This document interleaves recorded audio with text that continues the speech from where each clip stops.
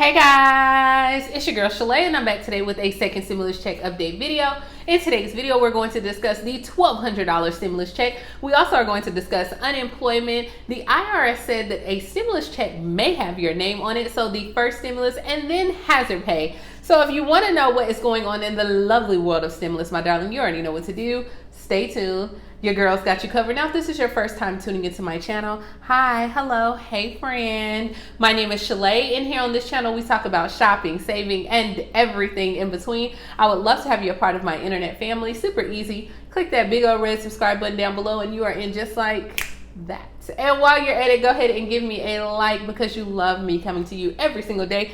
And for about the 200th week or 20th week or whatever week it is, I've changed my hairstyle. I'm adding darker lipstick. We'll talk about it in the comments below. Ciao, but this is what you're going to get today. Alrighty here. So let's go ahead and jump on it. Nancy Pelosi, do you hear that? It has some type of ring to it because Nancy Pelosi has something to say on this Thursday. So she doubled down on her comprehensive stimulus package of it being worth at least $2.2 trillion, telling reporters that it's hard to see how we can go any lower. Yeah, it's hard to see a lot of stuff from you, Nancy Pelosi, but hey, here we are.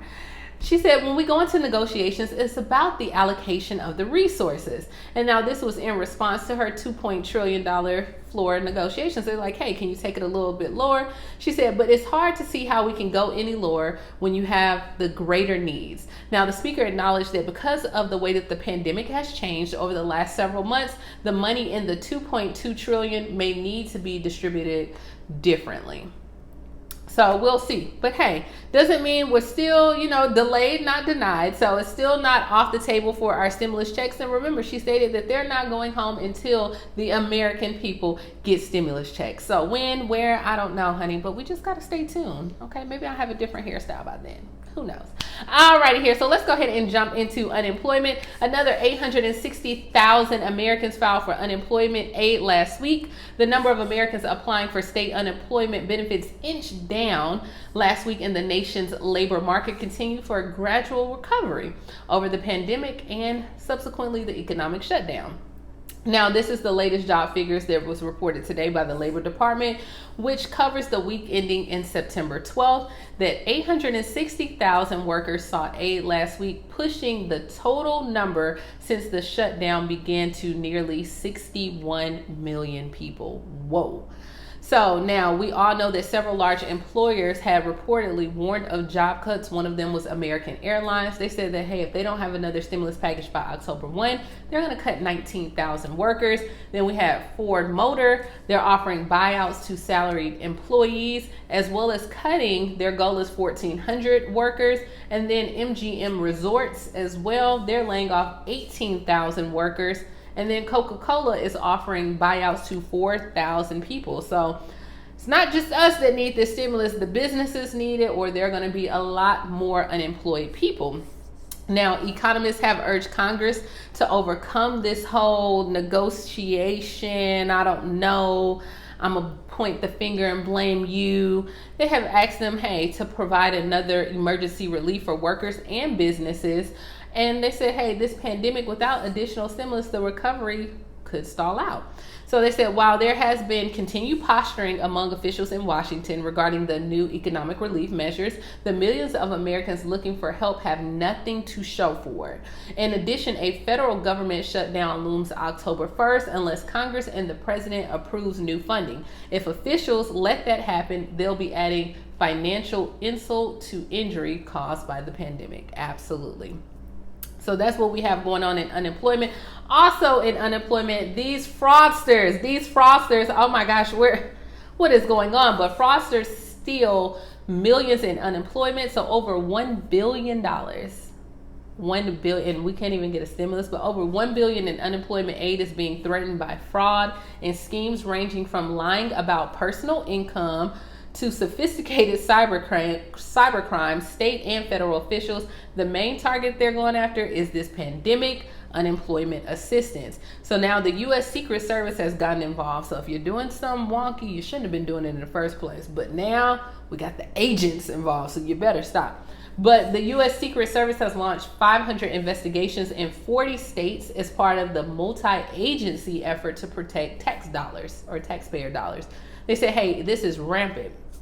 Criminals knew that the priority was to get money into the hands of the American people sooner or later, so they just jumped on the opportunity. Now, in Colorado, cyber criminals took advantage of the unemployment system so aggressively that over the course of 1 month, 75% of applications were ruled fraudulent. So I guess that's why the regular people that's supposed to be getting unemployment, that 25%, you never even stood a chance at this point. In Pennsylvania, we know I reported this. The inmates applied and qualified for benefits before getting caught. And then in California, the suspect fraud is behind in a recent spike of over 100,000 extra claims. And remember, California was leading half of the weekly unemployment claims. So it says these aren't individuals who happen to be filing 1 or 2 claims. These are schemes that they have figured out a way to hack into the system, override security systems that are in place. So what are we going to do about it? At this point, what's our remedy? How do we fix the problem? Who do we need to call? Carmen Sandiego? What do we need to do? Door to door? I don't know. But we need to get it together because people are still waiting for their unemployment. If you're still waiting on your unemployment, let me know down in the comments below. In Louisiana Workforce Commission says 7,600 residents receive unemployment overpayments. Now, we got the system being hacked over here. You can't get who's supposed to get. I don't even want to think about it. It's too much. My braids are too tight. I can't even think. Okay. I'm lucky that I can even see. You see my little eyes there, there. Okay. Here we go. So the Louisiana Workforce Commission is investigating a technical issue caused 7,600 residents to receive unemployment overpayments. So the Workforce Commission said the overpayment notices were generated on September 9th or 10th, which they should be hitting your mailbox this week. They said that they're working with a vendor to correct the technical issue and apologize for the confusion. They will send a notice of adjustment to these individuals within the next week that will indicate the overpayment balance to $0. Currently, no action is required if you were impacted, according to the commission. They'll just let you know. The vast majority of individuals will not owe anything related to this issue, the commission said in a news release. So, good deal there. Now, regarding hazard pay, Governor Wolf of Pennsylvania, he has called on the General Assembly to provide additional funding for the pandemic hazard pay program to support frontline workers during the pandemic. Now, as part of his fall legislation agenda, he said that he wants to provide an additional $225 million in Federal CARES Act funding to the state's COVID-19 hazard pay program. And pretty much this was a reimbursement grant that was announced in July, where it would help employees at that time who had life-sustaining occupations during the pandemic. Now, the grant program is one way to give back to employees in critical industries, because we all know that these workers did not stop when the pandemic appeared in the Commonwealth. They continue to show up and help each and every day, from healthcare to food retail and manufacturing, security, transportation. These are just a few examples of the industries and the people who have been helped or who are being helped by these grants. So it says, however, it cannot be overlooked, and thousands of Pennsylvania businesses applied for and deserve this funding. There is an immense need for these resources, more assistance, more grant dollars. So the governor said this at a news conference today, and that he's going to be pushing for hazard pay to be brought back up. And a lot of you have asked about hazard pay.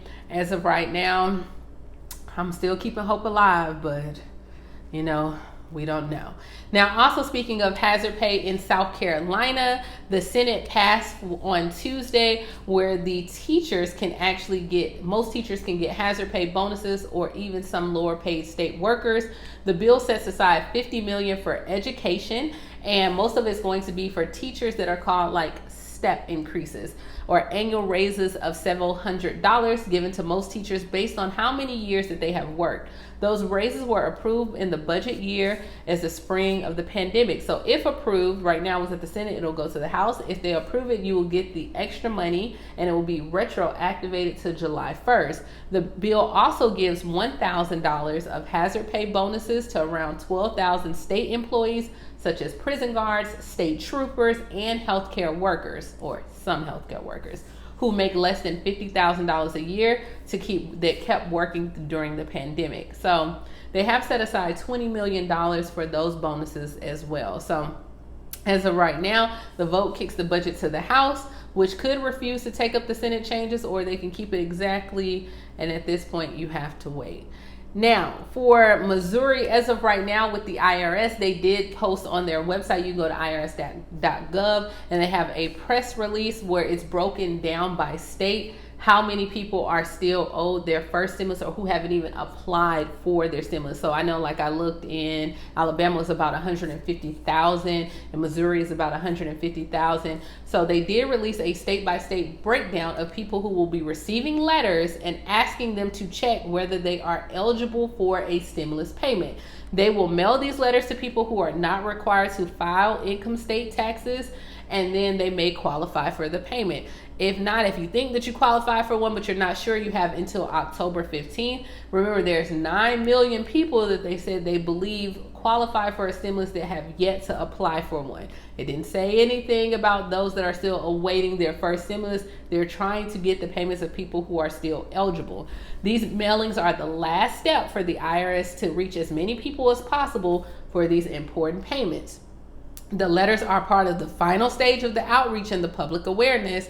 And they said so far 7 million people have went on the non-filers tool to register. So make sure you register, and you still qualify for a payment if you are an American citizen, you have an eligible Social Security number, and you was not claimed on someone else's federal tax income returns or tax returns. You know what I mean. There we go. So that's how you would qualify for a payment. So that's all I have, guys. It is not that much in the news today. It's towards the end of the week. It is Friday Eve. So I hope you are having a great Thursday. I'm about to get ready for class. It is my IRS tax school class day. So yeah, we'll see how that goes. And that's all that I have for you. Let me know down in the comments below, what do you think about the unemployment fraud? What do you think about Nancy Pelosi and this stimulus check? Do you think we're gonna get a stimulus check? Let me know. I love to read it and I will respond. And yeah, I'm about to get some type of tea and relax for class. Bye, guys.